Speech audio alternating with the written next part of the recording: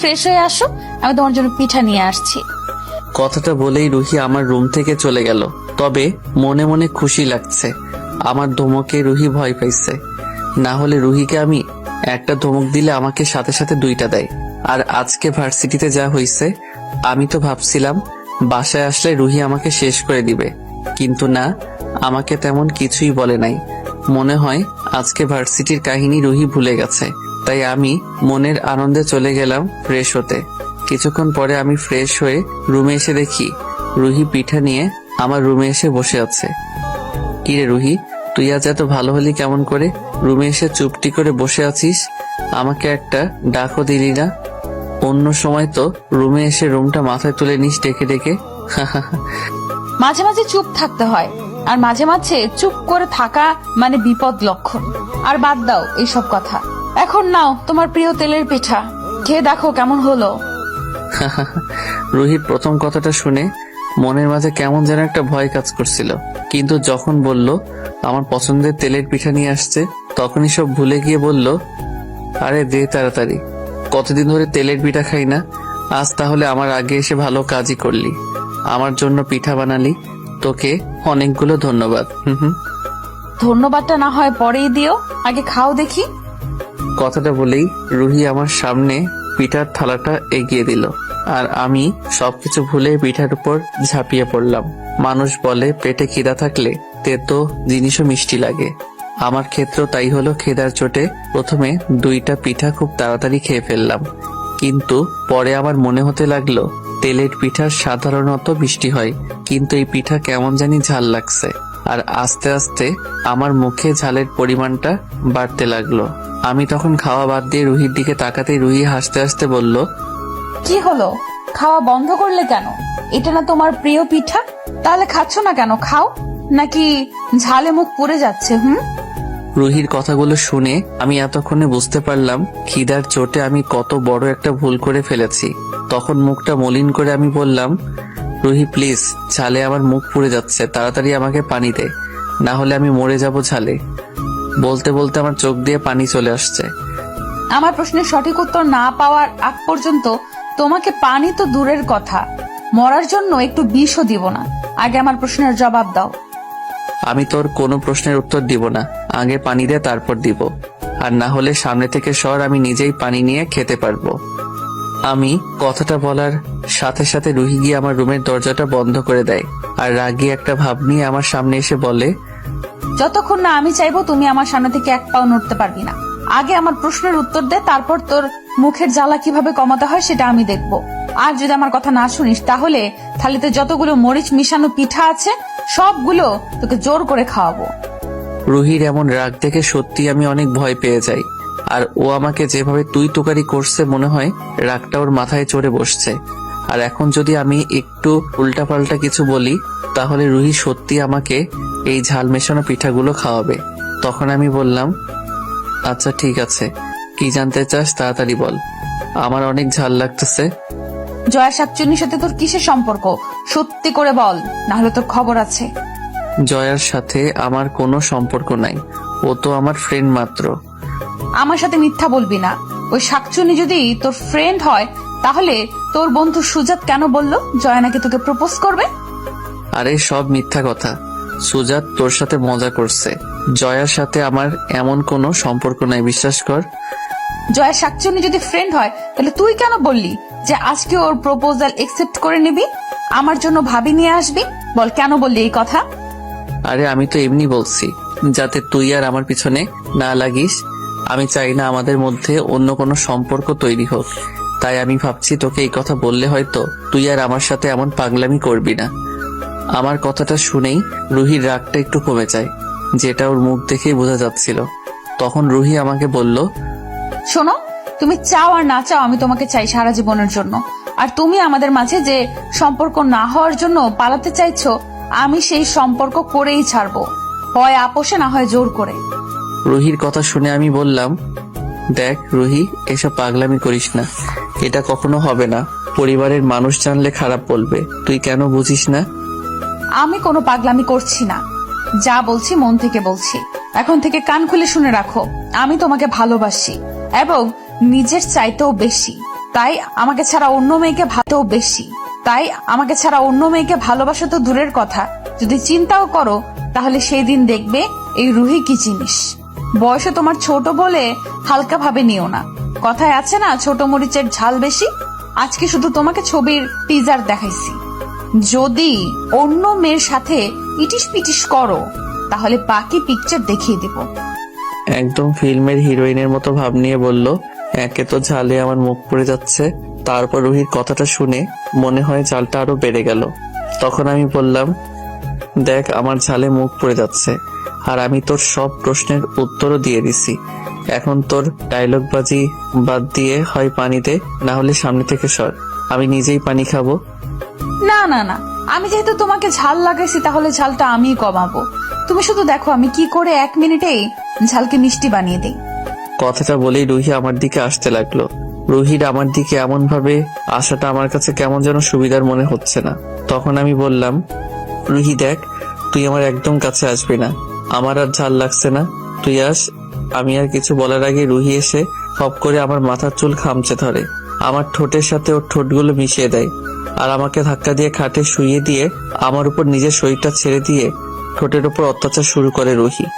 আর রুহিকে আমি যতবার ছাড়াতে যাই ততবার আরো শক্ত করে চুল খামচে ধরে আর ঠোঁটের মধ্যে নিজের দাঁত বসিয়ে দেয়। তাই কোনোভাবে পারছি না রুহিকে ছাড়াতে। রুহি আমাকে ঠিক কতক্ষণ ধরে কিস করছে তা বলতে পারবো না, তবে এতটুকু বুঝতে পারছি আমার দম বন্ধ হয়ে আসতে আর বেশিক্ষণ সময় লাগবে না। আর রুহি আমার ঠোঁটে অত্যাচার করেই যাচ্ছে, যে ছাড়ার নামই নিচ্ছে না। ঠিক তখন আমার রুমের দরজার বাইরে থেকে কে যেন দরজা নক করে। তখন রুহি আমাকে ছেড়ে দেয়, আর রুহি আমাকে ছেড়ে দিয়ে দরজা খুলতেই দেখি আম্মু দরজার সামনে হাতে পিঠা নিয়ে দাঁড়িয়ে আছে। আর রুহি দরজা খুলে দিলে আম্মু আমার রুমে আসে। তখন আম্মু আমার অবস্থা দেখে আম্মু বলল, কি রে রুদ্র, তোর এই অবস্থা কেন? আর তোর ঠোঁট এমন ফুলা কেন?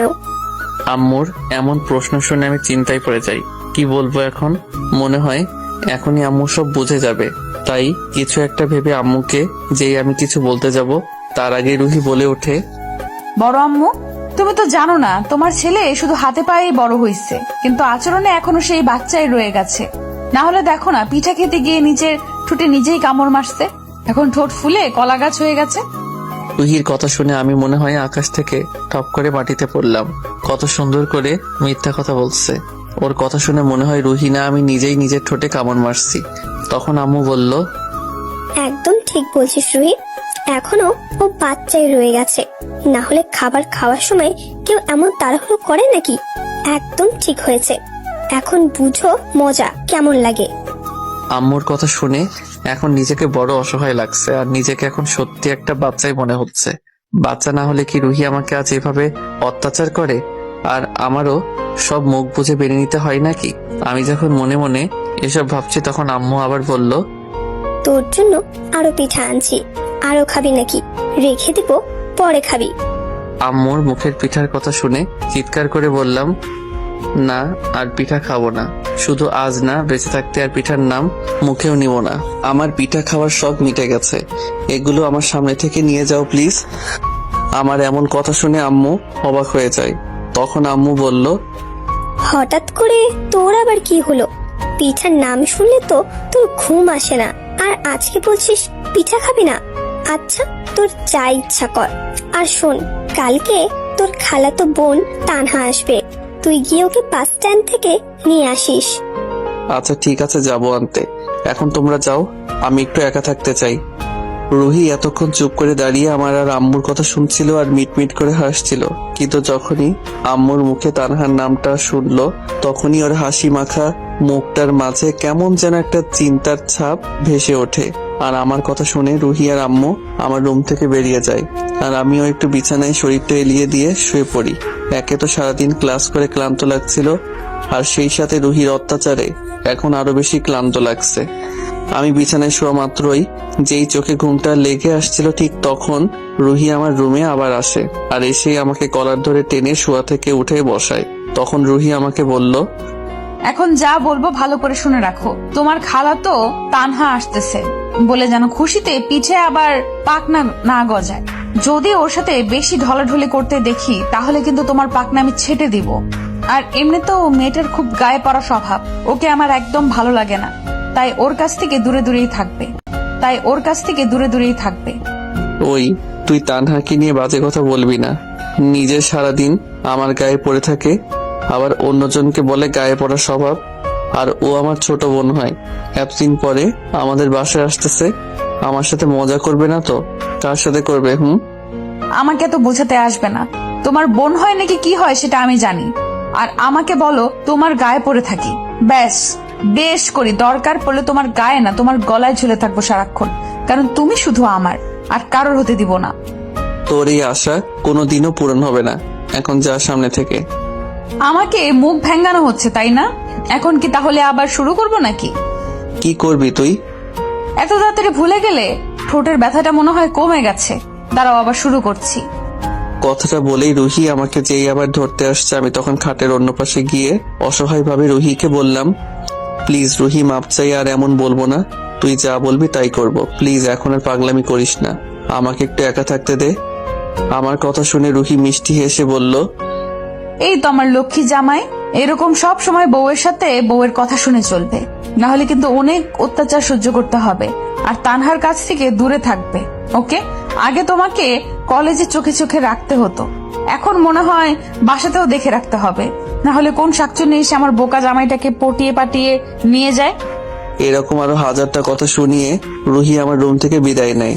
আর আমিও বাধ্য ছেলের মতো রুহির সব কথা চুপটি করে শুনি, কারণ এখন ওর কথার বাহিরে কিছু বললেই রুহি আবার পাগলামি শুরু করবে, তাই চুপ থাকাই ভালো।